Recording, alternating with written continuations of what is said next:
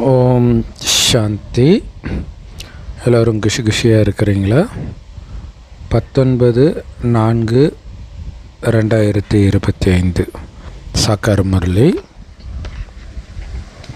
ஓம் சாந்தி.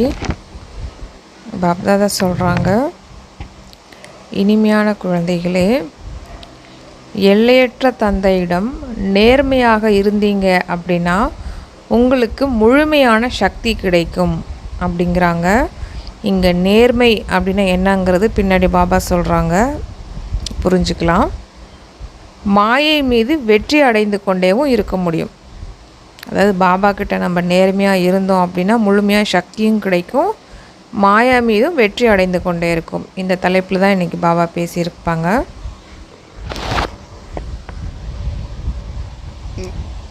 So இது ஆக்சுவலாக அவ்யக்த முறையில் கூட சொல்லியிருப்பார். பாபாவுடைய கட்டளைக்கு கீழ்ப்படிந்து நடக்கணும். முதல் கட்டளையே நினைவு தான். அதையே ஃபாலோ பண்ணலன்னா என்னன்னு சொல்கிறது அப்படின்னு வரும்.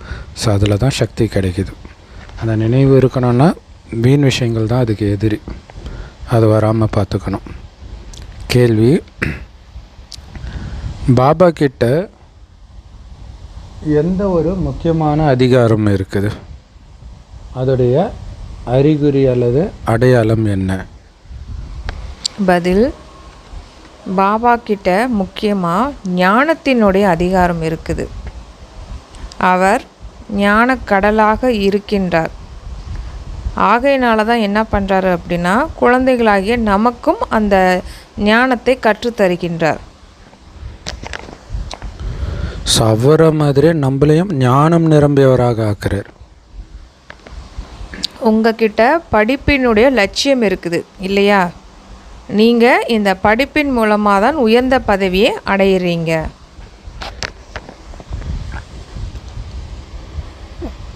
ஸோ என்ன லட்சியம் இருக்குது நமக்கு? லக்ஷ்மி நாராயணன் ஆகிறது தான். ஸோ படிப்பின் மூலமாக தான் அதை அடையவே முடியும். பாடல், உலகம் மாறலாம், ஆனால் நான் ஒருபோதும் மாற மாட்டேன், ஒரே மாதிரி தான் இருப்பேன். ஓம் சாந்தி. பக்தர்கள் பகவானுடைய மகிமை செய்கிறாங்க. ஆனால் இப்போ நீங்கள் பக்தர்கள் கிடையாது இல்லையா? நீங்கள் இப்போது அந்த பகவானுடைய குழந்தைகளாகவே ஆகிட்டீங்க. அதுவும் எப்படிப்பட்ட குழந்தைகளாக ஆகியிருக்கிறீங்க? நேர்மையான குழந்தைகளாகவும் ஆகியிருக்கிறீங்க.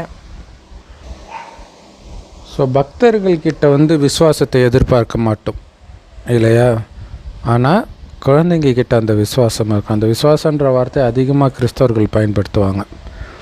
ஸோ அதனால தான் விசுவாசம் உள்ள குழந்தைகள் ஒவ்வொரு விஷயத்திலும் பாபா சொல்கிறத அப்படியே செய்கிற குழந்தைகள் இல்லை. அதை வேலைக்காரன்னு சொல்லலாம், அது கரெக்டாக இருக்கும். முஸ்லீம்கள் வேலைக்காரர்கள், அல்லாவுடைய அடிமைன்னுவாங்க. ஸோ ஒரு கணவனுடைய பார்வை மனைவியை தவிர யார் மேலேயாவது போச்சு, அல்லது மனைவியோடைய பார்வை கணவனை தவிர வேறு யார் மேலேயாவது போச்சு அப்படின்னா அவங்கள என்னன்னு சொல்லுவாங்க? நேர்மையற்றவர்கள் அப்படின்னே சொல்ல முடியும் இல்லையா? அந்த மாதிரி இப்போ நம்மளுடைய கணவன், நாயகன் எல்லாமே சிவபாபா தான். அப்படிங்கிறப்போ அவரை தவிர நம்ம வேறு யாராவது தேகதாரியை நினைக்கிறோம், மோகத்தில் இருக்கிறோம் அப்படின்னா நம்ம கூட நேர்மையற்றவர்கள் தான் அப்படின்னே சொல்ல முடியும். இல்லை, ஒருவருக்கு உண்மையாக இருக்கணும் கணவன் மனைவின்னு சொல்லுவாங்கள்ல. அப்போ பதிகளுக்கெல்லாம் மேலான பதி, அப்போ அவருக்கு நீங்கள் எப்படி இருக்கணும்?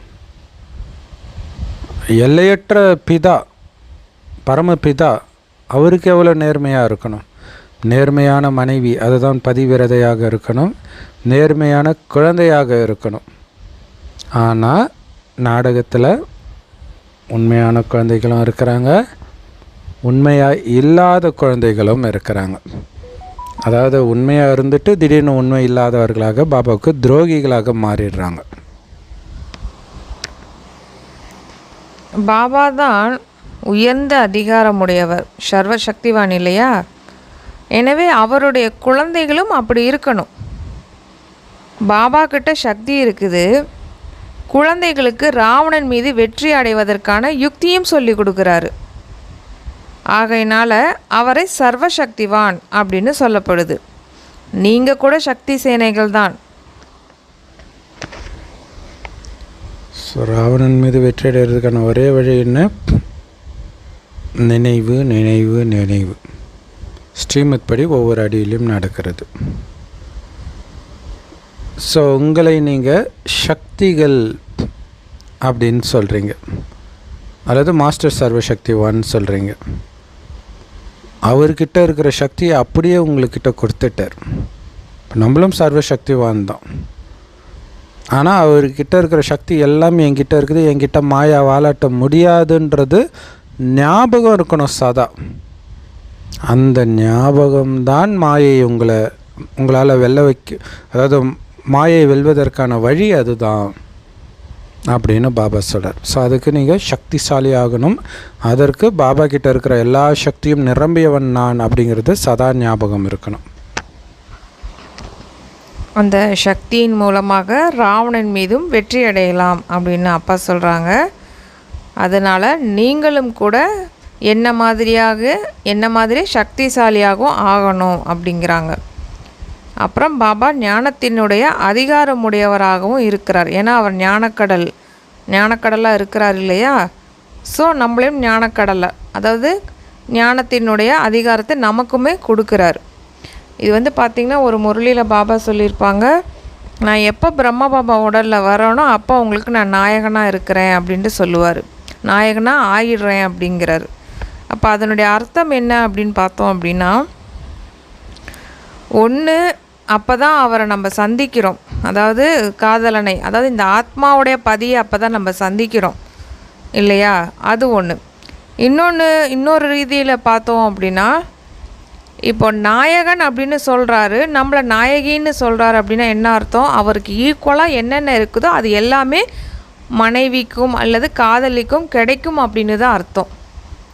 ஏன்னா அப்பா குழந்தை அப்படின்ட்டு பார்க்கும்போது கூட அப்பா உயர்ந்தவர்னு பார்ப்போம். குழந்தைக்கும் எப்போவுமே என்ன சொல்லுவோம், ஒன்றுமே தெரியாது, இனிமேல் தான் குழந்தை கற்றுக்க போகுது, இனிமேல் தான் எல்லாத்தையும் அப்பா கிட்டேருந்து கற்றுக்க போகுது அப்படின்னு நம்ம சொல்லுவோம். ஆனால் கணவன் மனைவி அப்படின்னு சொல்லும் பொழுது சரிபாதி அப்படின்னு சொல்லப்படுது. அதனால தான் பாருங்கள் சிவசக்தி அப்படின்னே சொல்கிறாங்க. சிவன் பார்வதி 2 பேருமே ஈக்குவலானவங்க அப்படின்ட்டு சொல்கிறாங்க. ஸோ சிவனாகிய நாயகனாகிய அப்பா நமக்கு இங்கே நாயகனாக வரும்போது நம்ம நாயகிகளை மாற்றுறாரு, அவருக்கு ஈக்குவலாக நம்மளை ஆக்குறாரு. அதனால தான் பிரம்மபாபா உடம்புல நான் உங்களுக்கு நாயகனாக வர்றேன் அப்படிங்கிறார். இதுக்கு முன்னாடி அந்த மாதிரி இருந்ததில்லை, பக்தியில் கூட அந்த மாதிரி இருந்ததில்லை பாபா. ஆனால் இப்போ தான் அவர் நமக்கு ஈக்குவலாக ஆக்குறார். அதனால தான் அவர் தன்னை நாயகன், நீங்கள் நாயகி அப்படின்ட்டு சொல்கிறாங்க.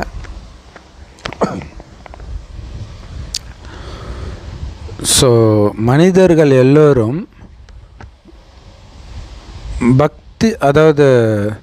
பக்தி மார்க்கத்தில் வேதங்களின் அத்தாரிட்டிகளாக இருக்கிறாங்க. அதே மாதிரி நீங்கள் சர்வசக்திகளின் அத்தாரிட்டியாக இருக்கிறீங்க, ஞானத்தில் அத்தாரிட்டியாக இருக்கிறீங்க.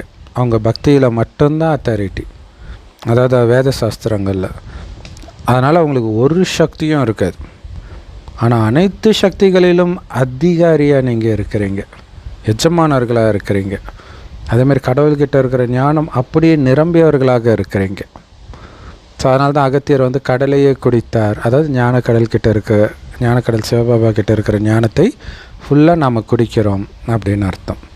ஸோ நமக்கு இந்த ஞானம் கிடைக்கிது. அந்த கிடைக்கிற இடத்திற்கு பேர் தான் பாடசாலை, ஸ்கூல். இதில் நீங்கள் ஞானத்தை படிக்கிறீங்க இல்லையா? இதன் மூலம்தான் நீங்கள் உயர்ந்த பதவியும் அடைய போகிறீங்க. இந்த மாதிரியான பாடசாலை ஒன்று தான் இருக்குது. நீங்கள் இங்கே தான் படிக்கணும். இதில் எந்த ஒரு பக்தியில் செய்கிற மாதிரி வழிபாடு அப்படிலாம் செய்கிறதெல்லாம் வேணாம். இப்போது ஸ்கூல்லேயே கூட பாருங்களேன், ஸ்கூலில் என்ன பண்ணுவோம், நம்ம ஸ்கூலுக்கு போவோம், ஆசிரியர் கிளாஸ் எடுப்பாங்க, படித்து முடிச்சுட்டு வீட்டுக்கு வந்துடுவோம், அவ்வளோதான். அங்கே என்ன போய் பக்தி வழிபாடை பண்ணிக்கிட்டு இருக்கிறோம்? நம்ம கிடையாது. பாபாவும் அதுதான் சொல்கிறார், இது ஒரு பாடசாலை அப்படிங்கிறார். எதுக்காக வந்திருக்கிறோம்? உயர்ந்த பதவி, நாராயணன் பதவி அடையிறதுக்காக இங்கே படிக்க வந்திருக்கோம். நிறைய முரளியில் பாபா சொல்லியிருக்காங்க. ஒருத்தர் வக்கீலுக்கு படிக்க வந்திருக்காருன்னா பின்னாடி வக்கீலாக போகிறாருன்னு அர்த்தம். டாக்டருக்கு படிக்க வந்திருக்காருன்னா பின்னாடி டாக்டர் ஆக போகிறதுக்காக படிக்கிறாருன்னு அர்த்தம். அதே மாதிரி தான் இங்கே நம்ம நாராயணன் லக்ஷ்மி ஆக போகிறோம், அந்த உயர்ந்த பதவியை அடையிறதுக்காக இங்கே நம்ம படிக்க வந்திருக்கிறோம். ஸோ ஆஸ்தி படித்து தான் அடையிறோம் இல்லையா? அதாவது குழந்தைய பிறந்துட்டாலே ஆஸ்தி சொர்க்கத்துக்குள்ளே போயிடும்.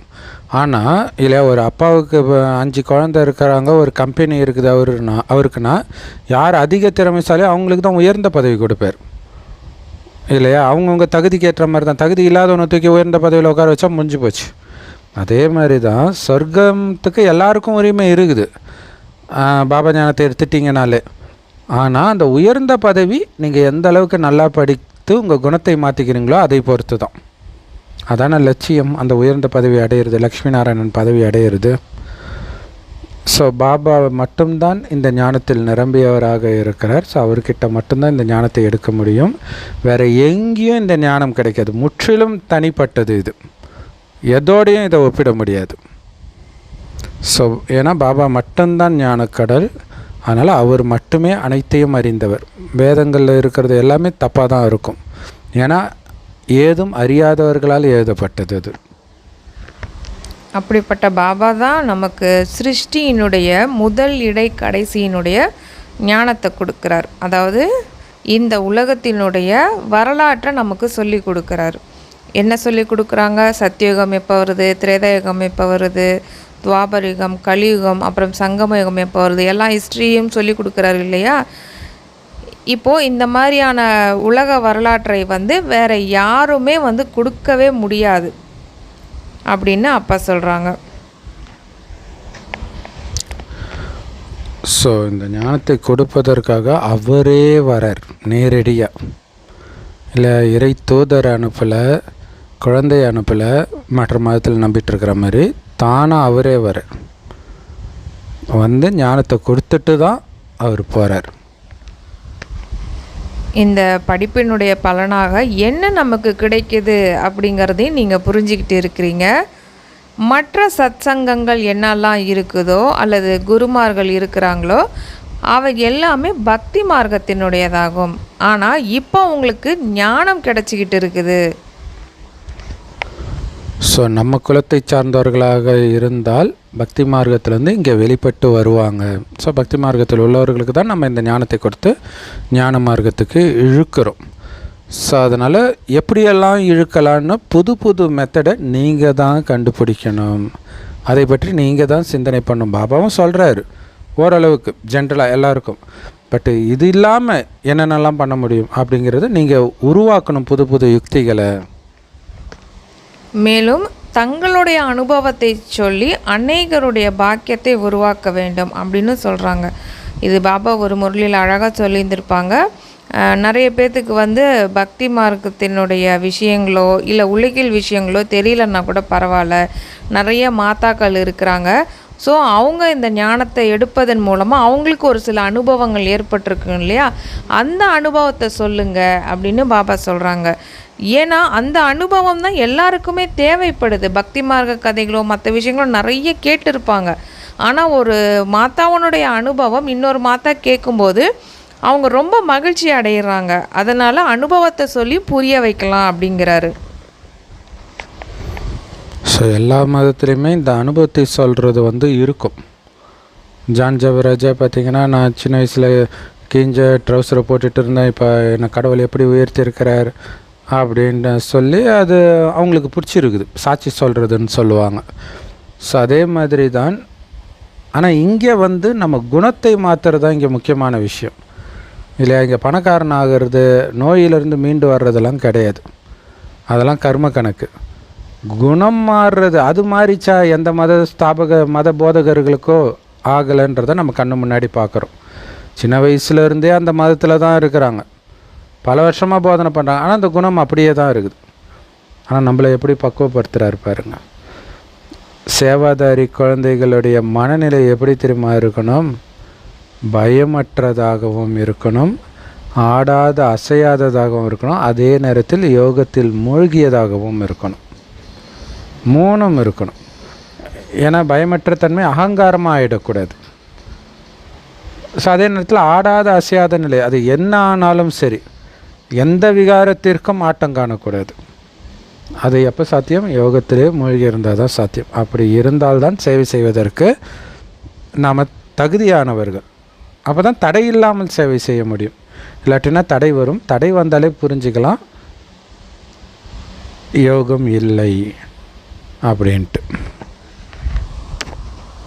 பாபா சொல்கிறாங்க, யோகத்தில் இருந்து நீங்கள் சேவை பண்ணீங்க அப்படின்னா வெற்றி கிடைக்கும் அப்படிங்கிறாங்க. மேலும் குழந்தைகளே, நீங்கள் தங்களை முழுமையாக பாதுகாத்து கொள்ள வேண்டும். ஒருபோதும் ஆவேசம், அதாவது கோபம் போன்றவையெல்லாம் வரக்கூடாது. யோகம் நிறைந்த தன்மையின் உறுதியாக இருக்கணும் அப்படிங்கிறாங்க.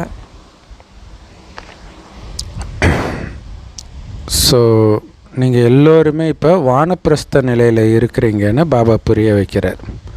சத்தத்தை கடந்த நிலையில் இருக்கிறீங்க இல்லை? வானப்பிரஸ்தனா வாணி சே பரே, வாணினா சத்தம், பரேனா விலகி இருக்கக்கூடியது. சத்தத்திலிருந்து விலகி இருக்கக்கூடிய நிலையில் இருப்பவர்கள். அதுக்கு என்ன பண்ணும்? என்ன ஆனாலும் முற்றுப்புள்ளி. வெளியில் வாய் வழியாகவும் சத்தம் வரக்கூடாது, உள்ள மனதிலும் சத்தம் இருக்கக்கூடாது. அப்படி இருக்கணும். மேலும் பாபா சொல்கிறாங்க, வானப்பிரஸ்திகள் அப்படின்னா சப்தத்தை கடந்த வீடு, இது பரந்தாமம் மற்றும் பாபாவை நினைவு செய்யக்கூடியவர்கள். இதை தவிர வேறு எந்த ஆசையுமே இல்லை அப்படிங்கிறாங்க. எங்களுக்கு நல்ல ஆடை வேண்டும், இவை அனைத்தும் எல்லாமே மோசமான ஆசைகள் அப்படின்னு அப்பா சொல்கிறாங்க. தேக அபிமானம் உடையவர்கள் சேவை செய்ய முடியாது அப்படின்னு சொல்கிறாரு.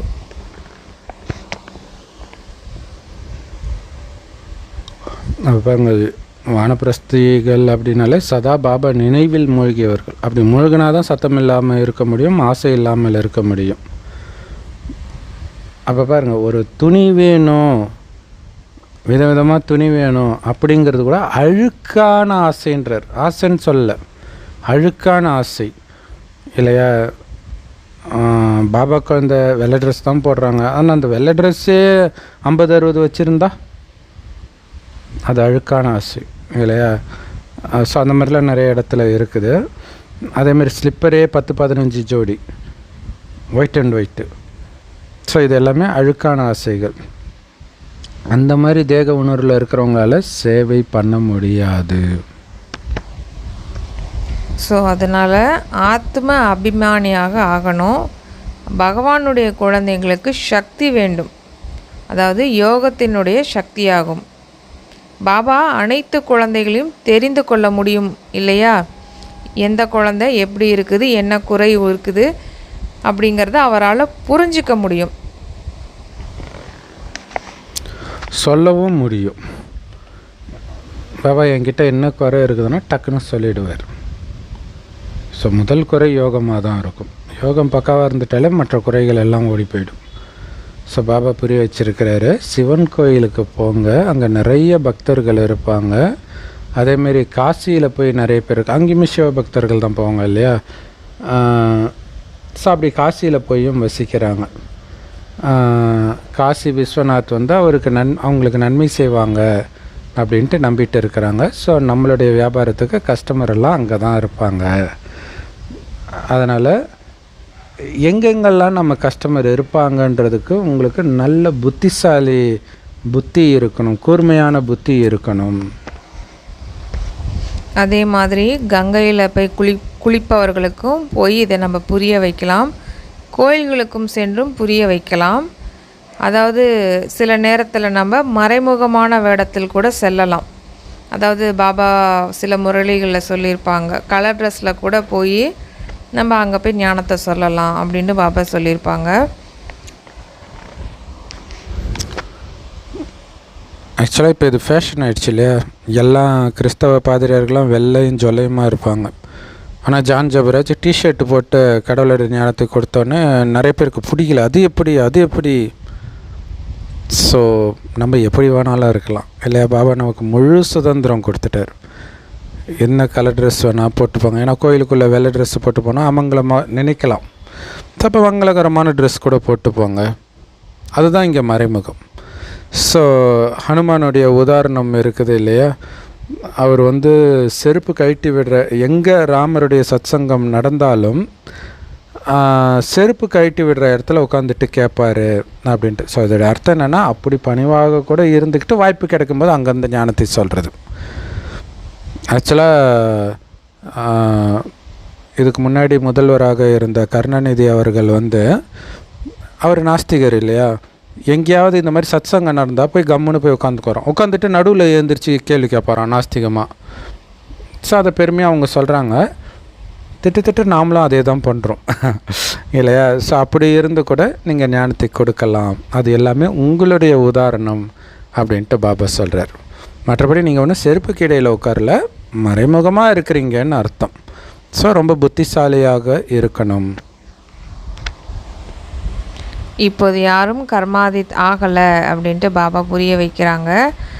ஏதாவது சில குறைகள் வந்து கண்டிப்பாக இருந்துக்கிட்டே தான் இருக்குது.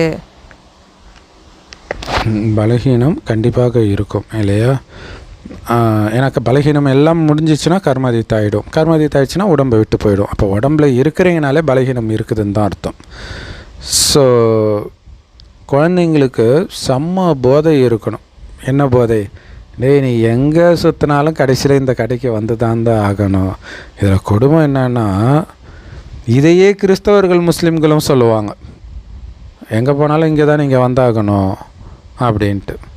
ஆனால் நமக்கு தெரியும், இங்கே கடவுள் பேசிகிட்டு இருக்கிறாரு, எல்லாருக்கும் முக்தி வேணும்னா இங்கே வேறு கடை கிடையாது, எல்லாம் இங்கே வந்து தானே முக்திக்கு போகணும். ஸோ அதனால் நீங்கள் பார்த்தீங்கன்னா எல்லா மதத்துலையும், கிறிஸ்தவ மதத்துலையும் சரி, முஸ்லீம் மதத்துலையும் சரி, இந்து மதத்துலையும் சரி, முக்தி அடையிறதுக்கு முன்னாடி அல்லது சொர்க்கத்துக்கு போகிறதுக்கு முன்னாடி ஒரு குளம் இருக்கும், அங்கே குளிச்சுட்டு போகணுன்ட்டு இருக்கும். அங்கே குளித்தோடனே பாவம் போயிடும். அதோட நினைவு கங்கையில் குளிக்கிறாங்க. பட் என்னென்னா, இந்த ஞானம், இந்த ஞான கங்கையில் அப்படி மூழ்கிட்டு தான் அவங்க போக முடியும். முக்திக்கான ஞானம், இறைவனை நினைக்கணுன்ற ஞானத்தை எடுத்துகிட்டு தான் அவங்க போகணும்.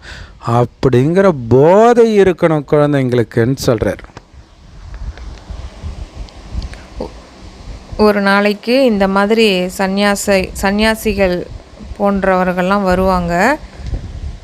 ஒரு கடை தான் இருக்குது அப்படிங்கிறப்போ வேறு எங்கே செல்வாங்க எல்லாருமே? யார் வந்து அதிகமாக அலைஞ்சிருக்காங்களோ அவங்களுக்கு தான் வழியும் கிடைக்கும். பாபா நம்மளுமே சொல்லியிருக்காரு இல்லையா, நீங்கள் பக்தியில் ரொம்ப அலைஞ்சிட்டீங்க, டயர்டாயிட்டீங்க, அதனால தான் இப்போது நான் உங்களுக்கு கிடச்சிட்டேன் அப்படிங்கிறாரு. ஸோ அவங்களுமே புரிஞ்சுக்குவாங்க, இதுதான் ஒரே கடை. நல்லா சுற்றி அலைஞ்சி கிரிஞ்சி கடைசியில் சோர்ந்து போய் இங்கே வந்துடுவாங்க. ஆக்சுவலாக இந்த பாஸ்டர் அகத்தியன் அவர்கள் வந்து சொல்லுவார், பாவம் செய்ய கடவுளை அனுமதிக்கிறார், ஏன்னா பாவம் செஞ்சு பட்டு திருந்தி கடவுள்கிட்ட வருவான்ட்டு. ஸோ அந்த மாதிரி பக்தியில் அலைஞ்சி திரிஞ்சு கடைசியில் இங்கே தான் வருவாங்க. ஏன்னா எல்லாருக்கும் சத்கதி கொடுக்குற வள்ளல் ஒரு பாபா தான். இப்படி எப்போதுமே போதை ஏறுகிறதோ அப்போது தான் அதனுடைய உண்மையான விஷயம் இருக்குது அப்படின்னு புரிஞ்சுக்கோங்க அப்படிங்கிறாரு. பாபாவிற்கு இந்த கவலை தான் இருக்குது இல்லையா, நான் தூய்மையற்றவர்களை தூய்மையாக்கி சாந்திதாமம் சுகதாமத்தின் ஆஸ்தியை கொடுக்கத்தான் வந்திருக்கிறேன். எப்போதுமே அவருக்கு இந்த சிந்தனையே ஓடிட்டே இருக்குது, குழந்தைங்களை வந்து தூய்மையற்றதுலேருந்து தூய்மையாக்கி சாந்திதாமம் சுகதாமத்துக்கு கூட்டிகிட்டு போகணும் அப்படிங்கிறது தான். அதே தொழிலில் தான் நம்மளுக்கும் கொடுக்குறாரு. அதனால தான் பாபா சொல்கிறாரு, உங்களுடைய தொழிலும் இது தான். ஏன்னா அப்பா என்ன ஒர்க் பண்ணுறாரோ அதே தான் எல்லா இடத்துலையும் வந்து பார்த்திங்கன்னா அப்பா பண்ணுற பிஸ்னஸை தான் மகனும் பண்ணுவார். அதுவும் இந்த பிஸ்னஸ் வந்து சாதாரண பிஸ்னஸ் கிடையாது இல்லையா, மிகுந்த லாபத்தை கொடுக்கக்கூடிய பிஸ்னஸ். ஸோ அந்த பிஸ்னஸை நம்மளும் பண்ணணும் அப்படிங்கிறாங்க.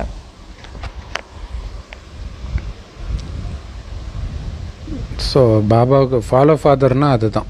எப்படி பாபாவுக்கு எல்லாரையும் தூய்மையாக்கணுன்ற ஒரே கவலை, முக்தி ஜீவன் முக்தி அளிக்கணுன்ற ஒரே கவலை இருக்குதோ, அதே தான் நமக்கும் இரவு பகலுமாக இருக்கணும். அதுதான் எல்லைக்கு அப்பாற்பட்ட நிலை. குடும்பத்தை பற்றி கவலைப்பட்டிங்கன்னா அது எல்லைக்குட்பட்ட மனநிலை.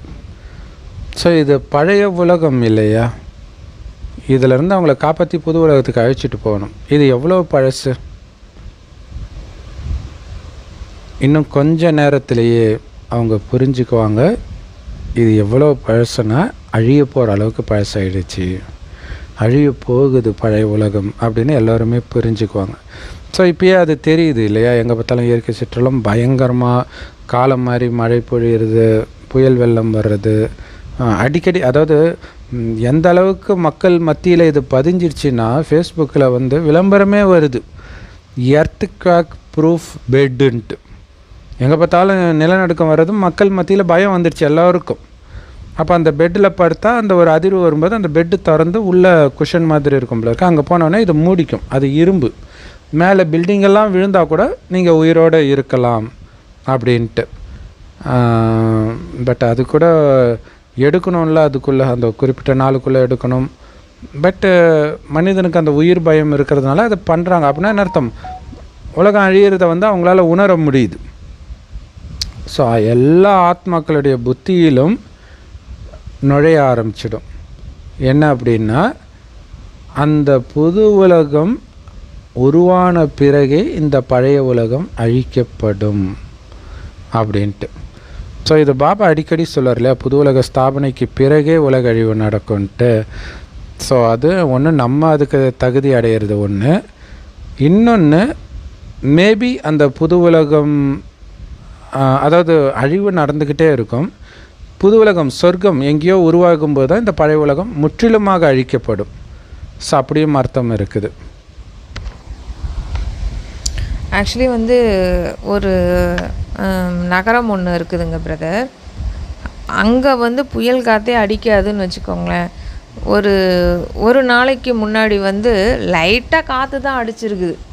ஒன்றும் பெரிய 240 கிலோமீட்டர் 220 கிலோமீட்டர் புயல்லாம் இல்லை, சும்மா ஒரு 5 நிமிஷத்துக்கு புயல் அடிச்சிருக்குது, லைட்டாக காற்று. அதுக்கே கமெண்ட்ஸில் கலியுகத்தின் முடிவு ஆரம்பம், ஆட்டம் காண ஆரம்பித்து விட்டது, எங்கெல்லாம் வராதுன்னெலாம் நினைக்காதீங்க, எல்லா இடத்துலையும் வரும் இயற்கை சீற்றம், ரொம்ப கனவு காணாதீங்க அப்படி இப்படின்ட்டு கமெண்ட். அப்போ ஏதோ ஒன்று அவங்களுக்கு தோணுது. ஏன்னா வந்து எல்லா மதத்துலேயுமே இருக்குது, ஏன்னா எல்லா மதத்துலேயுமே வந்து உலக அழிவுக்கான அறிகுறினே போட்டிருப்பாங்க. ஸோ அதையெல்லாம் அவங்க பார்க்க விநாசம் நெருங்குது அப்படிங்கிறது வந்து ஒரு சின்ன காற்றுக்கே அவங்களால வந்து ஏதோ முடிய போகுது, ஏதோ நடக்க போகுது அப்படின்னு எல்லார் மனசுக்குள்ளேயும் ஆழமாக பதிய ஆரம்பிச்சிருச்சு இப்பயே. ஆக்சுவலாக இந்துக்களை தவிர எல்லாருக்குமே இப்போ உலகம் அழிய போகுதுன்றது தெரியுது. எது வந்தாலும் அவங்க உலக அழிவு நடக்க போகுது சொல்லிட்டு இருக்கிறாங்க. ஆனால் இந்துக்கள் மட்டும்தான் அதை பற்றி கவலையே இல்லாமல் கும்பகர்ண உறக்கத்தில் இருக்கிறாங்க. இன்னும் போக போக அவங்க புரிஞ்சுக்குவாங்க, உண்மையிலே கடவுள் இங்கே தான் இருக்கிறாரு அப்படின்னு புரிஞ்சுக்குவாங்க. ஸோ அந்த தந்தை படைப்பவரை அவங்க முற்றிலும் மறந்துட்டாங்க. திருமூர்த்தியிலேருந்து சிவனுடைய படத்தை நீக்கிட்டாங்க. சிவன் இல்லாமல் அந்த திருமூர்த்தி படம் நோ யூஸ்ன்றார், எந்த பிரயோஜனமும் இல்லை இல்லையா. படைப்பை மட்டும் போட்டிருக்கிறீங்க, படைப்பவரை காணுமே. அவர் படைத்த அவருடைய உன்னதமான படைப்பு தானே இந்த 3 பேர். ஸோ எப்போ அந்த திருமூர்த்தியில் சிவபாபாவுடைய படம் இருக்குதோ அப்போ தான் இந்த பிரம்மா மூலமாக சிவன் படைத்தார் இவர்களை அப்படிங்கிறது தெளிவாகும். இதுக்கு முன்னாடி அந்த திருமூர்த்தி படம் இருந்துச்சு, ஆனால் கீழே இறங்கிட்டு தானே வந்துட்டு இருந்தோம். அதனால தான் பாபாவும் சொல்கிறாங்க, அதனால் நோ யூஸ் அப்படிங்கிறாரு. இப்போ தான் வந்து பாபா சொன்னதுக்கு அப்புறமேல தான் அதனுடைய எல்லா விளக்கமும் நமக்கே புரியுது நமக்கு. மேலும் பாபா சொல்கிறாங்க, பிரஜாபிதா பிரம்மா இருந்தால் கண்டிப்பாக பிரம்மா குமார குமாரிகளும் இருக்கணும். பிராமண குலம்தான் அனைத்திலும் உயர்ந்ததாக இருக்குது. பிரம்மாவின் குழந்தைகள் பிராமணர்களை எவ்வாறு படைக்கின்றார் என்பதை கூட யாரும் தெரிந்திருக்கவில்லை. அதாவது பிராமணர் அப்படின்னாலே எல்லாத்துக்கும் தெரியும் எந்த பிராமணரை குறிக்கிறாங்க அப்படின்ட்டு. ஆனால் உண்மையிலே பிராமணர் வந்து யார், அவர் வந்து பிரம்மா தான் படைக்கிறாரு அப்படிங்கிறது இங்கு வந்து தான் நமக்கே தெரியுது. அந்த பிராமணர் யார், இந்த பிராமணர் யார் அப்படிங்கிறது. ஏன்னா பிராமணர்களை உயர்ந்ததிலும் உயர்ந்தவர்னு சொல்கிறாங்க இல்லையா. ஸோ வந்து அந்த பிராமணர்கள், லௌகீக பிராமணர்கள் கூட இப்போ கீழே இறங்கிட்டே வந்துட்டாங்க. அப்போ எப்படி நம்ம அவங்கள உயர்ந்ததிலும் உயர்ந்தவர்னு சொல்ல முடியும்? அப்போ எதுக்காக இந்த டைட்டில் வந்துச்சு? அப்போல்லாம் நம்ம யோசிக்கும் போது தான், பாபா சொல்லும்போது தான் புரியுது, ஓ இதனால தான் பாபா பிராமணர்கள் உயர்ந்ததிலும் உயர்ந்தவர்னு சொல்கிறாரா அப்படின்னு புரியுது. சூப்பராக சொல்லியிருப்பாங்க. பிரஜாபிதா பிரம்மா குமாரிகள் நீங்கள் போடுறீங்கல்ல, இப்போ பித்தானாலே அப்பா தானே, அப்போ அவருடைய குழந்தைங்க இருப்பாங்க. ஸோ அதுக்காக தான் அந்த வேர்டை சொல்கிறார். ஸோ பாபாவை தவிர சூத்திரர்களாகிய உங்களை பிராமணர்களாக வேறு யாரும் மாற்ற முடியாது. நாம் தான் சூத்திரராக இருந்து பிராமணன் ஆகி இருக்கிறோம். நிறைய பேர் அஞ்ஞானத்தில் கூட கேட்பாங்க, மதம் மாறலாம், ஜாதி மாற முடியுமா, பிராமணர் ஆக முடியுமா? முடியுமே, வாங்க எப்படி பிராமணன் ஆகணும் அப்படின்ட்டு பாபா சொல்லி கொடுப்பார். ஸோ இது ரொம்ப வரமாட்டாங்க. அங்கே முடியாததை பிடிச்சிட்டு சண்டை போட்டுட்டு இருப்பாங்க. கோயிலுக்குள்ளே விட மாட்டுறாங்க, கோயிலுக்குள்ளே விட மாட்டுறாங்க. கடவுளே இருக்கிற ஒரிஜினல் கோயிலுக்கு வாங்கினா அங்கே வர்றது கிடையாது, சிலை உள்ள கோயிலுக்கு விட மாட்டுறாங்கன்னு சண்டை போட்டுட்ருக்குறாங்க. ஸோ இது ரொம்ப ஆழமான, அதே நேரத்தில் ரொம்ப முக்கியமான விஷயங்களும் கூட. பாபா எப்போது நேரடியாக வந்து புரிய வைக்கிறாரோ அப்போது தான் அவங்க மட்டும் இல்லை, நம்மளாலையுமே புரிஞ்சிக்க முடியும். யார் தேவதைகளாக இருந்தார்களோ அவர்கள்தான் சூத்திரர்களாகவும் ஆகியுள்ளார்கள். இப்போது அவர்களை எப்படி தேடுவது அப்படின்னு யுக்திகளை உருவாக்க வேண்டும்.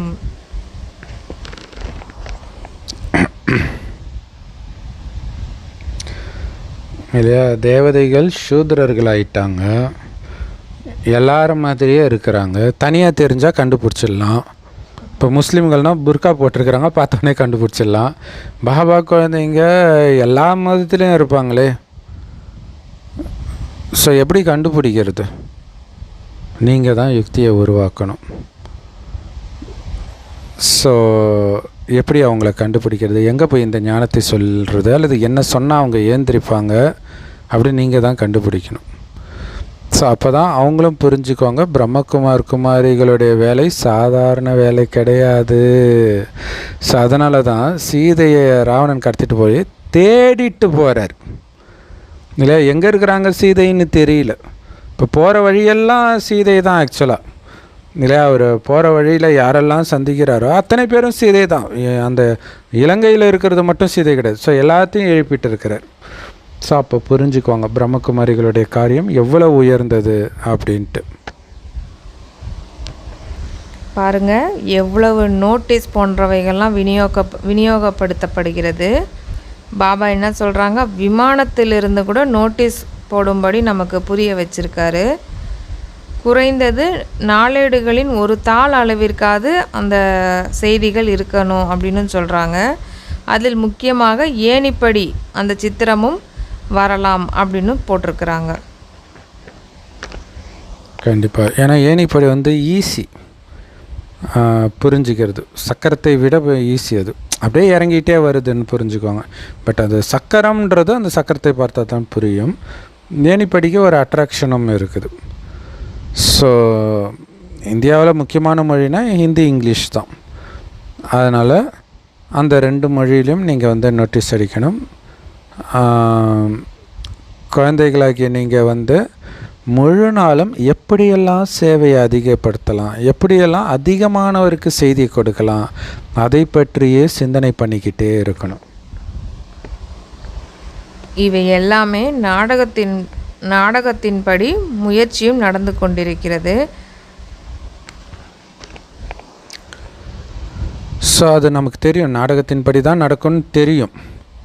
இருந்தாலும் சேவை நல்லா பண்ணிங்கன்னா தான் உயர்ந்த பதவி கிடைக்கும். சரி, நாடகம் பட்டு அது பார்த்துக்கிட்டோம்ப்பா, யார் சேவை பண்ணுறாங்களோ பண்ணட்டும்ப்பா, அப்படி இருக்கிறது கிடையாது. நாடகப்படி நான் பயங்கரமாக சேவை செய்தேன், இப்போவும் செய்வேன்ட்டு செய்யணும். அப்படி செஞ்சால் தான் உயர்ந்த பதவி அடைவீங்க. அது நாடகத்தில் பதிவாகி இருக்குது, அப்படி புரிஞ்சுக்கணும். பாபாவும் அதுதான் சொல்கிறாங்க, யார் நன்றாக சேவை செய்கிறாங்களோ இவர்களுடைய பதவி உயர்ந்ததாக இருக்கும் அப்படின்ட்டு புரிந்து கொள்ளப்படுகிறது. ஒவ்வொரு நடிகருக்கும் அவருடைய நடிப்பு இருக்குது. இந்த வரிசையும் கண்டிப்பாக எழுத வேண்டும். பாபாவும் கூட இந்த நாடகத்தில் நிராகார உலகத்திலிருந்து வந்து பௌதீக உடலை ஆதாரமாக எடுத்து நடிப்பை நடிக்கின்றார். அதாவது ஒவ்வொரு ஆத்மாவுக்குமே நடிப்பு இருக்குது. ஸோ பரமாத்மாவுக்குமே அந்த நடிப்பு இருக்குது. ஸோ அவருடைய நடிப்பு இந்த நாடகத்தில் எப்படி இருக்குது அப்படின்னா, பரந்தாமத்திலிருந்து வந்து பிரம்ம பாபா உடலை ஆதாரமாக எடுத்து அவரோட நடிப்பையும் நடிக்கிறாரு. அது சூப்பர் பாயிண்ட் இல்லையா? எல்லாரும் அவங்கவுங்க நடிப்பு நடிக்க வந்தே ஆகணும், கடவுள் உட்பட. ஸோ இதை வந்து எழுதுங்கன்றார், எழுதி போடுங்க. இதில் இருந்து யாரும் தப்பிக்க முடியாது, கடவுளே தப்பிக்க முடியாது, வந்தே ஆகணும். ஸோ ஒவ்வொருத்தருடைய நடிக்கக்கூடிய பாகம் இப்போ நம்முடைய புத்தியில் இருக்குது, யாராருக்கு என்னென்ன பாகம்ட்டு. ஸோ அதனால் இந்த லைன் அனைவருக்கும் அவங்கவுங்களுக்குன்னு பாகம் இருக்குதுன்றது ரொம்ப ரொம்ப முக்கியமான லைனுன்றார். ஸோ இன்றைக்கி தான் முரளியில் இந்த லைனை அவசியம் எழுதி போடுங்கன்னு எனக்கு தெரிஞ்சு முதல்ல பாபா சொல்கிறார். அது மட்டும் இல்லாமல் யார் யார் எவ்வளவு நடிப்பை நடிக்கிறார்கள் என்பது இப்போது உங்களுடைய புத்தியில் இருக்கிறது. எனவே எந்த வரியும் முக்கியமானது அப்படின்னும் போட சொல்கிறாங்க பாபா. ஏன்னா இங்கே பாபாவோட ரோல் பெருசாக இருக்குது, அப்புறம் சத்தியுகத்தில் தேவி தேவதா ரோல் பெருசாக இருக்குது. எல்லா நடிப்பையுமே எழுதி போடுங்க அப்படின்னே சொல்கிறாங்க. இந்த சிருஷ்டி சக்கரத்தை தெரிந்து கொள்வது மூலமாக மனிதர்கள் சுய தரிசன சக்கரதாரிகளாக ஆகி சக்கரவர்த்தி ராஜாவாக உலகத்திற்கே எஜமானவர்களாக ஆக முடியும் என்று நிரூபித்து சொல்லணும் அப்படிங்கிறாங்க. ஸோ அதை எப்படி நிரூபிக்கிறது அப்படிங்கிறத நம்ம தான் யுக்தி உருவாக்கணும் இல்லையா? பாபா சிக்னல் தான் கொடுக்குறாரு, இதை எப்படி நிரூபிக்கிறது அதை யோசிக்கணும். ஏதாவது ஒன்று டச் ஆகும். ஸோ அதை வச்சு நம்ம புரிய வைக்கலாம். ஸோ எனக்கு டச் ஆகுறது அப்படின்னு பார்த்திங்கன்னா, எல்லா மதத்துலேயுமே இப்போ உதாரணத்துக்கு கிறிஸ்தவ மதம், முஸ்லீம் மதம்னு இருக்குன்னு வச்சுக்கோங்களேன். ஆல்மோஸ்ட் எல்லாருக்குமே அதை பற்றி, குறிப்பாக பைபிளை பற்றி ஸ்லைட்டாக தெரியாமல் இருக்காது எல்லோருக்கும். என்னது, மண்ணிலிருந்து கடவுள் படைத்தார், மண்ணிலிருந்து எழுப்புறார் ஆதாமை. இது எப்போ? ஆரம்பத்தில். கடைசியில் என்னாகும்? கல்லறையிலேருந்து கடவுளை எழுப்பார். ரெண்டுமே ஒன்று தானே இல்லையா? அப்போ ஃபஸ்ட்டே தான் லாஸ்ட்டாக ஆகுது, லாஸ்ட்டே தான் ஃபஸ்ட் ஆகுது. அப்போ இது ஒரு சக்கரம் தானே. சொர்க்கத்திலேருந்து ஆதாம் எவள் வெளியேற்றப்படுறாங்க, அவங்களோட லட்சியம் என்ன? மறுபடியும் சொர்க்கத்துக்கு போகிறது, மறுபடியும் அது சக்கரம் தானே. ஸோ இப்படி நீங்கள் புரிய வைக்கலாம். அதில் இன்னொன்று கூட சொல்லுவாங்களே பிரதர், கிறிஸ்டியன்ஸில் வந்து இயேசு மீண்டும் வருவார் அப்படின்னு சொல்லுவாங்க. ஆமாம், இரண்டாம் வருகைன்னு சொல்லுவாங்க. அதுக்கப்புறம் இஸ்லாமியர்கள் கூட சொல்லுவாங்க, நபி வந்து எல்லாரையுமே வந்து கூட்டிகிட்டு போயிடுவார், அவங்கவுங்க மதத்துக்கு அவங்கவுங்க ரிட்டர்ன் ஆகிடுவாங்க அப்படின்னு கூட சொல்லுவாங்க. ஸோ அதை வச்செல்லாம் நம்ம நிறைய விஷயங்களை சொல்லலாம் நம்ம. ஸோ இந்த முழு ஞானமும் இப்போ நம்மக்கிட்ட தான் இருக்குது. ஸோ பாபா கிட்ட தான் உண்மையான கீதையின் ஞானம் இருக்குது. அந்த ஞானத்தின் மூலமாக தான் சாதாரண கலியுக மனிதன் சத்தியுக நாராயணனாக மாறுறான். முழு ஞானமும் புத்தியில் வந்துடுச்சு அப்படின்னா பிறகு முழு ராஜ்யமும் வேண்டும், அப்படி தானே? இப்போ முழு ஞானம் நம்ம கேட்குறோம். பாபா என்ன சொல்கிறாங்க, நீங்கள் சத்தியுகத்தை ராஜா ராணி ஆகிறதுக்காக தான் இந்த படிப்பு படிக்கிறீங்க அப்படின்னா, எதுக்கு படிக்கிறோமோ அதுக்கேற்ற ராஜ்யம் நமக்கு வேணும் இல்லையா? இப்போ வக்கீலுக்கு ஒருத்தர் படிக்கிறாரு அப்படின்னா அதுக்கேற்ற அந்த கோர்ட்டு மற்ற விஷயங்கள்லாம் வேணும். இப்போ ஒரு டாக்டர் படிக்கிறாரு அப்படின்னா டாக்டருக்கு ஏற்ற அந்த ஹாஸ்பிட்டல் எல்லாமே வேணும் இல்லையா? அப்புறம் எதுவுமே இல்லாமல், ஹாஸ்பிட்டல் இல்லாமல் எதுவும் இல்லாமல் அவர் டாக்டருக்கு படித்து என்ன வேஸ்ட்டு இல்லையா? அந்த மாதிரி வந்து பாபாவும் சொல்கிறாங்க, உங்களுக்கு வந்து முழு ஞானமும் புத்தியில் வந்துருச்சு அப்படின்னா முழு ராஜ்யமும் வேணும். எனவே குழந்தைகள் இப்படியெல்லாம் சிந்தனை செய்து பாபாவோட சேவையில் நம்ம ஈடுபடணும் அப்படிங்கிறாங்க. ஸோ ஜெய்ப்பூருடைய ஆன்மீக மியூசியம் எப்போவுமே இருக்கும் அப்படின்னு சொல்கிறாரு. ஸோ இது அஞ்ஞானிகளுடைய மியூசியத்தை சொல்கிறாரா அல்லது அப்போவே பாபா குழந்தைங்க மியூசியம் கட்டிட்டாங்களான்னு தெரியல. இந்த ஆக்சுவலாக அங்கே ராஜஸ்தானில் அங்கே நிறைய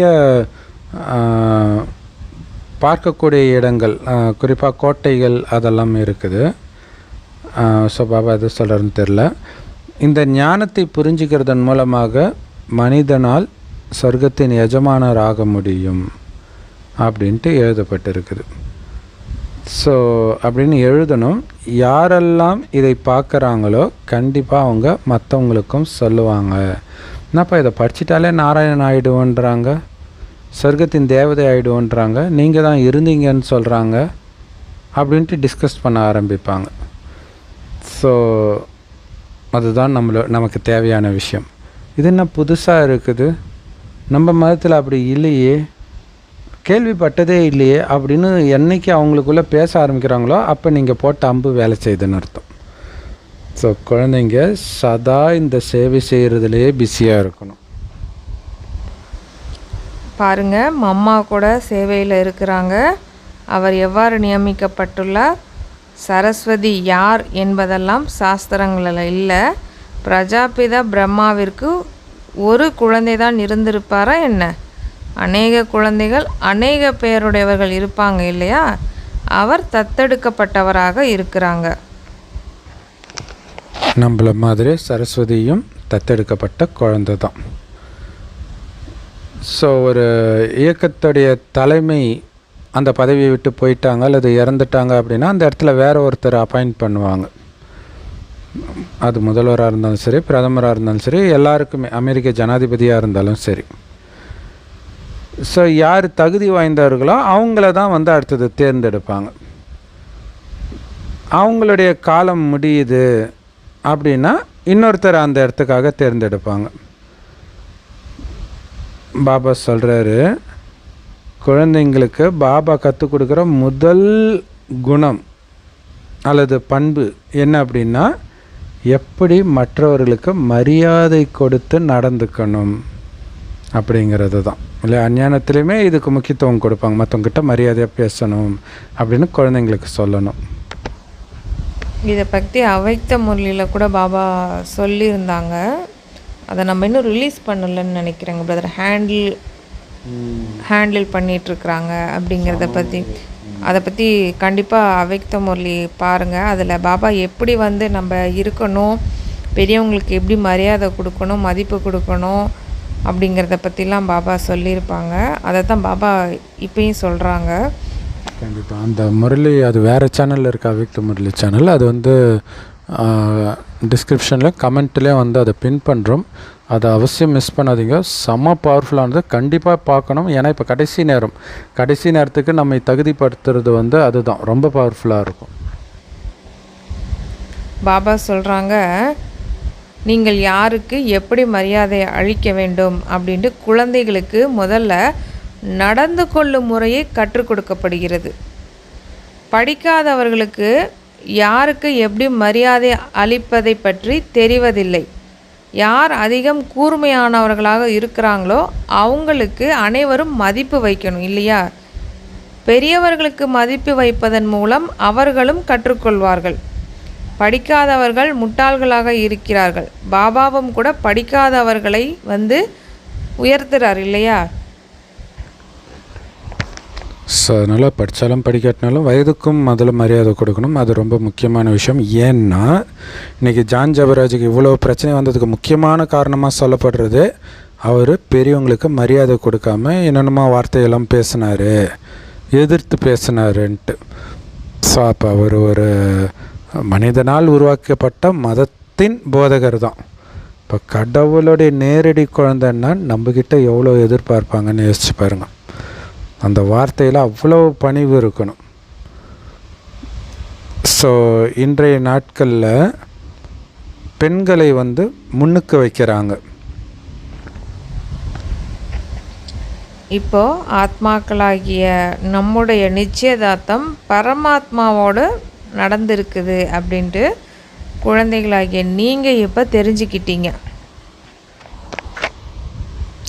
நாம் விஷ்ணுபுரியின் எஜமானர்கள் ஆகிட்டு இருக்கிறோம் அப்படின்ட்டு அவ்வளோ சந்தோஷம் இருக்குது உங்களுக்கு. விஷ்ணுபுரியின் எஜமானராக ஆக போகிறோம் அப்படிங்கிற சந்தோஷம்.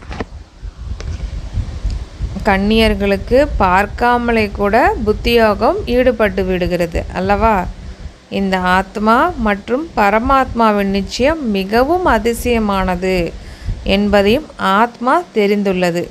ஒரு அப்பாவை தான் நினைவு செய்யணும். ஸோ எதுக்காக சொல்கிறாரு, அந்த கன்னி பெண்ணுக்கு வந்து நிச்சயம் ஆயிடுச்சின்னா அவனுடைய முகம் வந்து இந்த பெண்ணுடைய மனதில் ஆழமாக பதிஞ்சிடும்ன்றார்.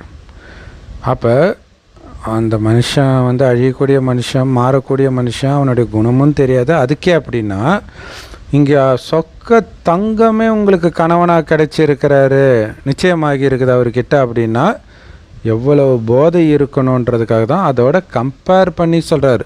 சாதாரண விஷயமாக சிவனுக்கு மனைவி ஆகிறது எவ்வளோ அற்புதமானது. ஸோ அப்போ அப்படிப்பட்டவர் உங்களுக்கு கணவனாக கிடைச்சிருக்காருன்னா அவரை தவிர யாரையும் நீங்கள் நினைக்கக்கூடாதுல்ல, அவ்வளோ உண்மையாக இருக்கணும்ல அவர்கிட்ட.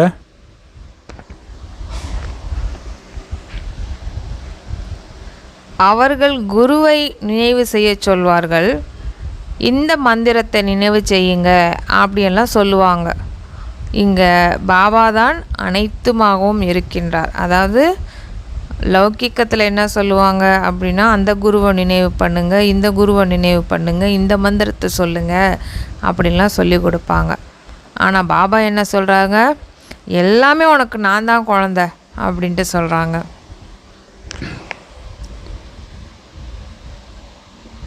ஸோ அப்பாவும் அவர் தான், டீச்சரும் அவர் தான், குருவும் அவர் தான், மகா மந்திரமும் அவரை நினைக்கிறது தான். ஸோ இந்த பிரம்மா மூலமாக உங்களுடைய நிச்சயதார்த்தத்தை அவர் செய்ய வைக்கிறார். பாபாவே செய்ய வைக்கிறார். சொல்கிறார், நான் உங்களுடைய அப்பா, என்கிட்ட இருந்து தான் உங்களுக்கு ஆஸ்தி கிடைக்கிது. பாருங்கள், உலகியல் கன்னிகைக்கு நிச்சயம் நடக்குது அப்படின்னா பிறகு அவங்க மறக்கிறதே இல்லை. அப்படிங்கிறப்போ நீங்கள் மட்டும் ஏன் என்ன மறந்துடுறீங்க? ஒரு சகோதரியை வந்து இந்த ஆன்லைன் மேட்ரிமோனியில் ஒருத்தர் பார்த்துட்டு வரார். ஒரே ஒரு தடவை தான் வந்து பார்க்குறாரு, அதுக்கப்புறம் போயிட்டார். அந்த பொண்ணு மறக்கவே இல்லை, பல வருஷம் ஆயிடுச்சு. அவர் எனக்கு கிடைக்கணும்னு பைத்தியம் பிடிச்ச மாதிரி இருக்குது. அப்போ இங்கே கடவுளே கிடச்சிருக்கிறாரு, உங்களுக்கு ஏன் அந்த போதை வர மாட்டேங்குது, எப்படி மறக்கிறீங்கன்னு கேட்குறாரு. ஸோ கர்மாதீத்த நிலை அடையிறதுக்கு கண்டிப்பாக நேரம் எடுக்கும்.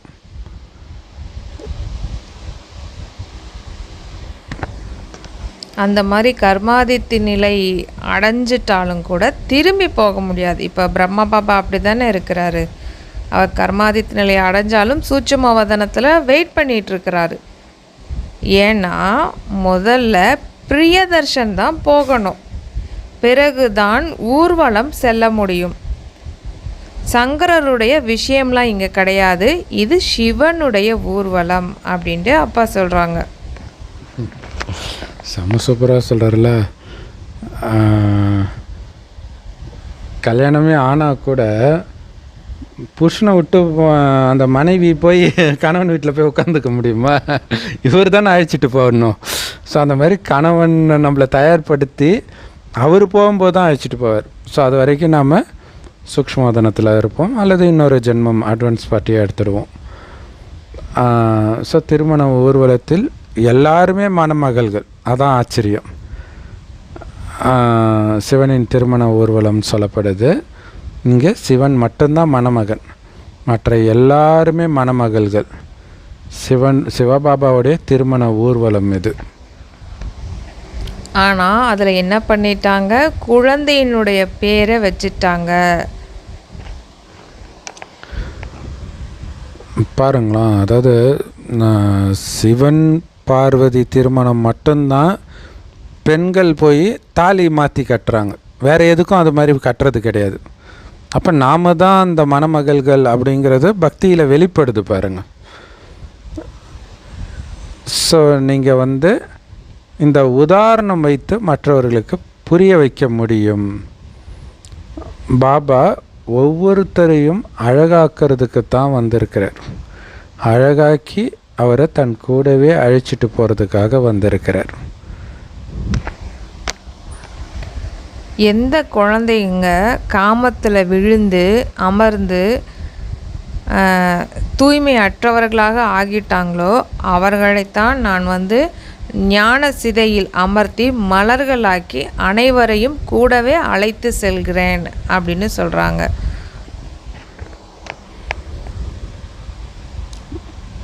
ஸோ நமக்கு அலங்காரமே அந்த ஞானச்சிதையில் உட்கார்றது தான்.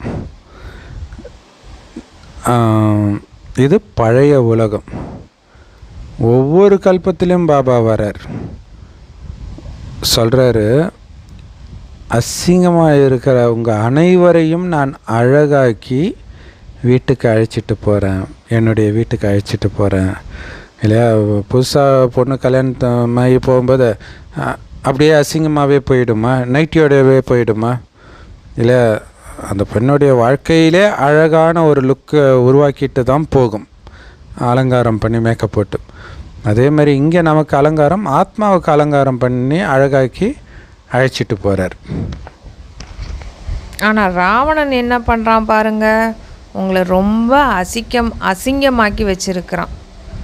ஆனால் பாபா தான் உங்களை ரொம்பவும் அழகான மலர்களாக ஆக்கி மாற்றி கூட்டிகிட்டு போகிறாரு. ஆக பாபா நிறைய யுக்திகளை புரிய வச்சுக்கிட்டே இருக்கிறாங்க இல்லையா? நல்லது. ஓம் சாந்தி. அற்புதமான முரளி கொடுத்த அன்பான பாப்தாதாவுக்கு அன்பு நினைவுகள் மற்றும் காலை வணக்கம். அன்ன ஆகாரங்களில், அதாவது சாப்பாடு விஷயத்தில், ஆடை விஷயத்தில், அந்த மாதிரி மோசமான விருப்பங்களையெல்லாம் விட்டுட்டு ஆத்ம அபிமானியாகி சேவை செய்யணும். நினைவின் மூலம் சக்தி அடைந்து பயமற்ற மற்றும் ஆடாத நிலையை நம்ம உருவாக்கணும்.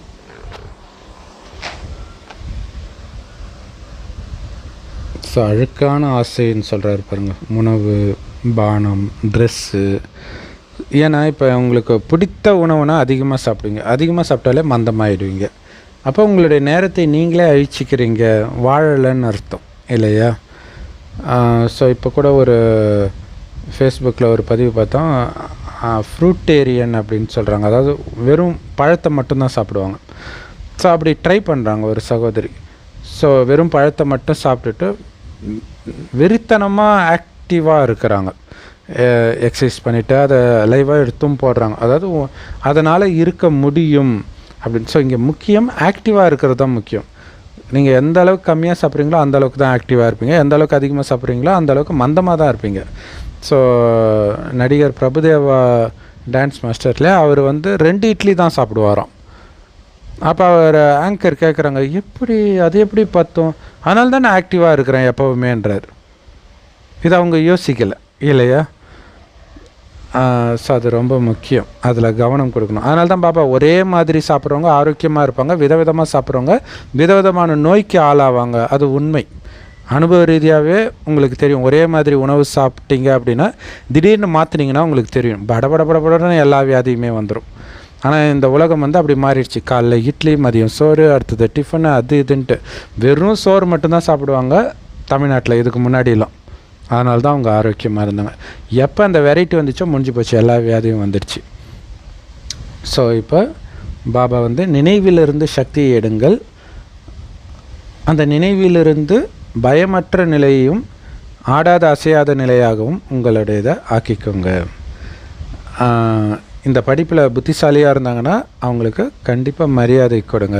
அவன் என்ன இப்போ தானே வந்தானா, எத்தனை வருஷம் இருக்கிறேன், எனக்கு தெரியாதது அவனுக்கு தெரிஞ்சிடும் அப்படிங்கிறது வந்துடக்கூடாது. ஏன்னா மாயா எப்படி போகிறனே தெரியாது.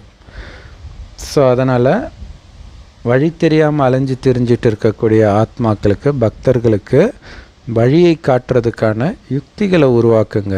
எங்கே போய் இதோ இப்போ கும்பமேளா நடந்துச்சு, ஸோ அந்த மாதிரி விதவிதமாக எப்படியெல்லாம் அவங்கள கவர் பண்ணுறது அப்படின்ட்டு நீங்கள் யோசிக்கணும். எல்லோருக்கும் நீங்கள் நன்மை செய்யணும். மாதேஸ்வரி மாதாஜியினுடைய மதுர மகா வாக்கியம் ஹெட்டிங்ஸ் என்ன கொடுத்துருக்காங்க அப்படின்னா, அரைக்கல்பம் ஞானம் பிரம்மாவின் பகல் மற்றும் அரைக்கல்பம் பக்தி பிரம்மாவின் இரவு.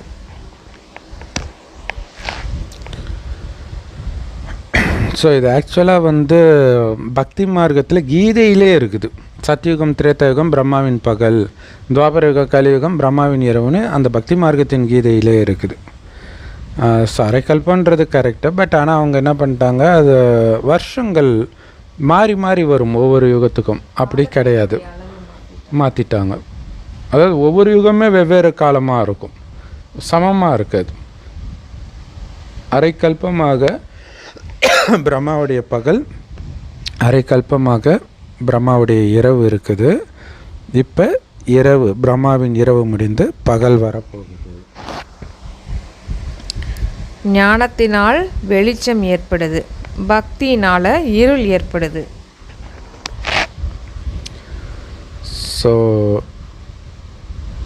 பாபா வந்து இருளை நீக்கி வெளிச்சத்தை கொடுக்கிறார், அதாவது ஞானத்தை கொடுக்கிறார். ஞானத்தின் மூலமாக தான் வெளிச்சம் வருது. அப்படியே ஞானி ஆயிட்டீங்க, ஞானின்னு என்ன அர்த்தம், அது குணத்திலே வெளிப்படணும். ஆயிட்டிங்கன்னா அவ்வளோதான், விடிஞ்சிருச்சு, சொர்க்கம் ஆயிடுச்சு. அது வரைக்கும் பக்தியினால் வெறும் இருள் தான் இருக்குது. ஸோ பாட்டில் கூட இந்த பாவப்பட்ட உலகத்திலிருந்து அமைதியும் சுகமும் இருக்கக்கூடிய உலகத்துக்கு எங்களை அழைச்சிட்டு போங்க அப்படின்னு சொல்லப்பட்டிருக்குது. மேலும் இந்த நிம்மதியில்லாத உலகத்திலிருந்து அமைதி பெறும் உலகத்திற்கு எங்களை எடுத்துகிட்டு போங்க அப்படின்னு பாடுறாங்களாம். முக்தியில் அமைதி இருக்குது, அமைதியின்மை என்று எதுவும் கிடையாது அப்படிங்கிறாங்க. ஏன்னா அங்கே உடம்பே கிடையாது இல்லையா முக்தி தாமத்தில். அங்கே அமைதின்னும் ஒன்று சொல்ல முடியாது, அமைதி இல்லைன்னு எதையும் சொல்ல முடியாது. தங்கயுக வெள்ளி யுகத்தை வந்து அமைதியின் உலகம், ஆனந்தத்தின் உலகம் அப்படின்னு சொல்லலாம். ஸோ அந்த சுகதாமத்தை தான் எல்லோரும் இன்னைய வரைக்கும் நினச்சிட்ருக்குறாங்க, எல்லா மதத்தவரும். எனவே நீங்கள் அமைதியான உலகத்திற்கு போய்கிட்டு இருக்கீங்க. அங்கே எந்த ஒரு தூய்மையற்ற ஆத்மாவும் போக முடியாது. அவங்க கடைசியில் தர்மராஜரிடம் தண்டனைகள் பெற்று பந்தனத்திலிருந்து விடுபட்டு தூய்மையான சமஸ்காரம், அந்த மாதிரியான பழக்க வழக்கங்களை எடுத்துகிட்டு போவாங்க.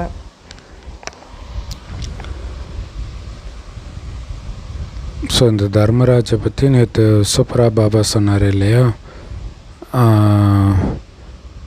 2 பேருமே தர்மராஜ் பார்ட்டி எடுத்தா மாதிரி இருக்கும் கடைசியில் அப்படின்னு அர்த்தம். விலகிடுவாங்க. இப்போவே பாபா சொல்கிறத ஃபாலோ பண்ணிட்டோன்னா தப்பிச்சிட்டோம், இல்லாட்டினா அவங்க எதுவும் பண்ண மாட்டாங்க. அப்புறம் நம்மளும் இயேசு மாதிரி பிதாவே என்னை ஏன் கைவிட்டேர்னு கலங்க வேண்டியதான். நம்ம கதை தான் அங்கே இயேசுடைய கதையாக போட்டு இருக்கிறது.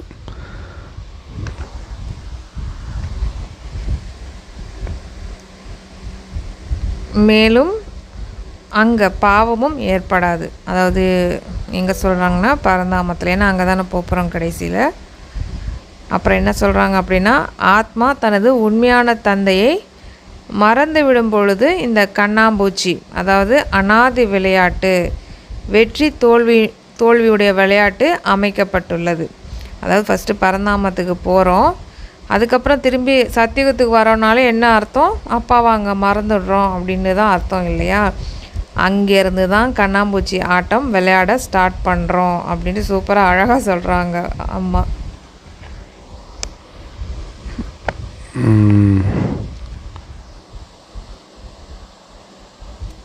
ஸோ அதனால் சர்வசக்திவான் கிட்டேருந்து சக்திகளை எடுத்து விகாரங்களின் மீது வெற்றி அடையுங்கள். அதன் மூலமாக 21 பிறவி ராஜ்ய பாக்கியத்தை வெல்லுங்கள். நல்லது. வரதானம். உங்களுடைய மகத்துவத்தையும் முக்கியத்துவத்தையும் உங்களுடைய காரியத்தையும் தெரிந்து சதா ஒளியேற்றப்பட்ட தீபமாகுங்கள். ஸோ அதுக்கு விளக்கம் பாபா சொல்கிறாங்க, குழந்தைகளாகிய நீங்கள் தான் இந்த உலகத்துக்கே ஒளியாக இருக்கிறீங்க. அதனால் உங்களுடைய மாற்றத்தின் மூலமாக தான் உலக மாற்றமே நடக்கும். ஸோ அது அவ்யக்த முறையில் கூட சொல்கிறார், நீங்கள் எந்த அளவுக்கு மாறி இருக்கீங்களோ அந்த அளவுக்கு தான் மற்றவர்களை உங்களால் மாற்ற முடியும். ஸோ அப்போ என்ன பண்ணணும், உங்களை மாற்றிக்கணும்னா கடந்ததுக்கெல்லாம் முற்றுப்புள்ளி வைக்கணும். கடந்ததாகட்டும், உங்களுடைய முக்கியத்துவம் எவ்வளோ இருக்குது, உங்கள் மூலமாக ஒட்டுமொத்த உலகமும் மாற வேண்டியது இருக்குதுன்னா அலட்சியம் இருக்கலாமா, பலகீனம் இருக்கலாமா? ஸோ உங்களுடைய முக்கியத்துவத்தையும் காரியத்தையும் தெரிஞ்சுக்கிட்டு எப்போவுமே சுடர்விடும் தீபங்களாக மாறுங்கள், நிரந்தரமாக அணையா தீபமாக மாறுங்கள். ஏன்னா உங்களால் ஒரு நொடியில் உங்கள் சுயமாற்றத்தின் மூலமாக உலக மாற்றத்தை எடுத்துகிட்டு வர முடியும். பக்காவாக நீங்கள் மாறிட்டீங்கன்னா ஒரு செகண்டு தான். ஸோ அது அவ்யக்தமட்டில் கூட சொல்லியிருப்பார், கடைசியில் பக்தர்களுடைய வரிசை க்யூவில் நிற்குமா, அவங்களே பலியாகிறதுக்கு தயாராக இருப்பாங்க. இப்போ நீங்கள் போய் ஞானத்தை கொடுத்துட்ருக்குறீங்க, அவங்க பலியாக தயாராக இருப்பாங்க.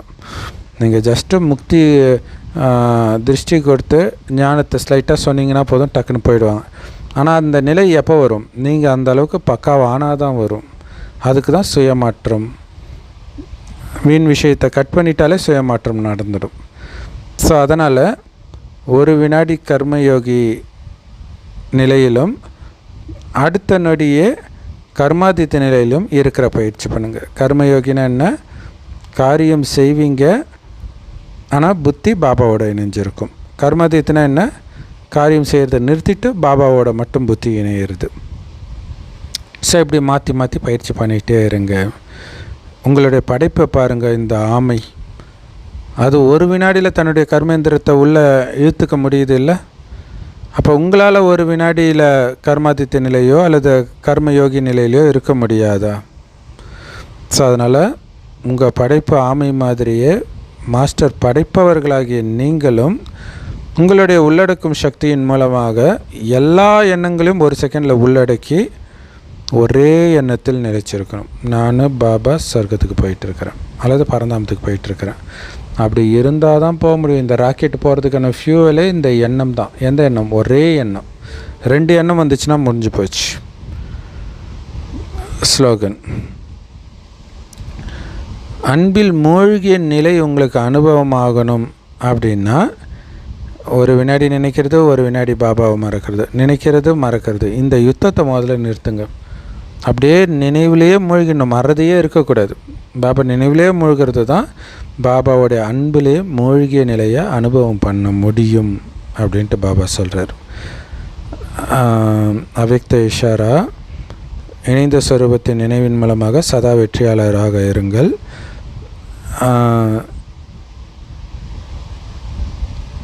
ஆத்மாவாகிய என்னை செய்விப்பவர் அல்லது வழி நடத்துபவர் ஒரு பரமாத்மா தான்.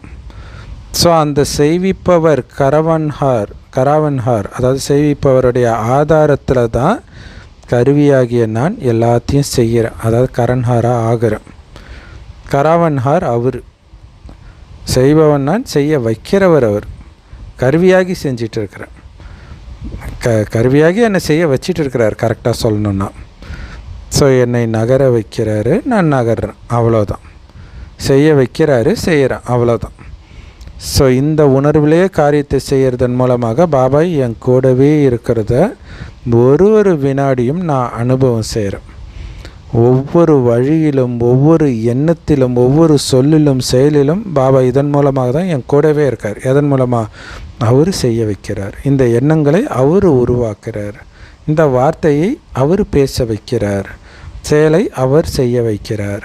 அப்படிங்கிற நினைவிலே இருக்கும் பொழுது அவரோட இணைந்தே இருக்கிறீங்க. உங்களை வெறும் கருவின்னு மட்டும் நினைப்பீங்க. அவர் தான் செய்ய வைக்கிறாருன்றதும் உங்களுக்கு ஃபீல் ஆகும். ஸோ இப்படித்தான் நிரந்தரமாக நான் என் தலைவனோடு இணைந்து இருக்கிறேன். ஸோ இந்த இணைந்த ரூபத்திலே நிரந்தரமாக இணைந்தே இருங்கள். ஓம் சாந்தி. செம பவர்ஃபுல் முறையில் love you Bap Dada. Thank you Bap Dada. குஷியாக இருங்க, குளிர்ச்சியாக இருங்க.